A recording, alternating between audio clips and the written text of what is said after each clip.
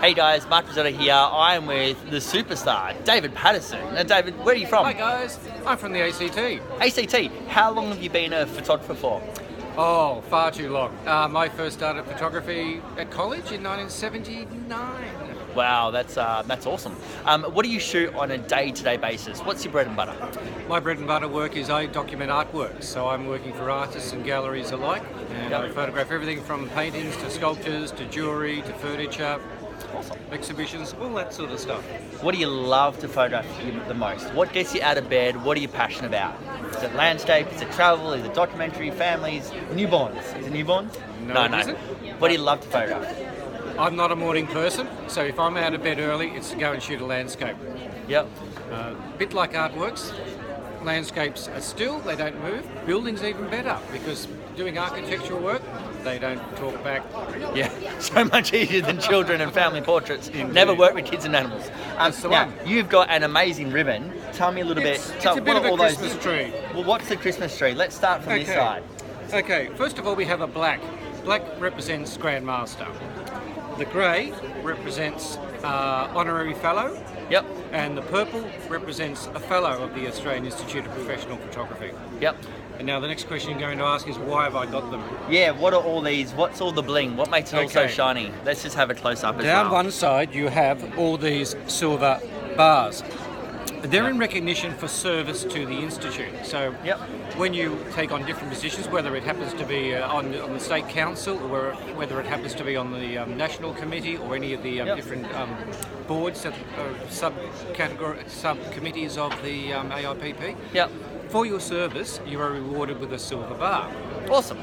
You can be a judge at APA, you'll get a silver bar. You could be a panel chair at APA, you'll get a silver bar. You could organise a conference and get a silver bar. So there's lots of things like that. So Yep. it represents, well, let's say Some a service. lifetime of service Yeah, to the Institute. a lifetime of service.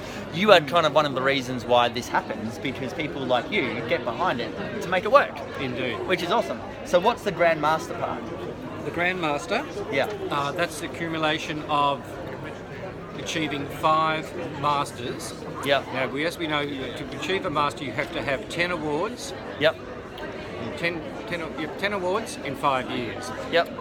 To get a Grandmaster, you've got to achieve the Master of Photography 6 times. Wow. So you're probably looking at around about 55 awards, because in amongst the 60 points that you need, you also must have achieved 5 gold awards, 5 golds.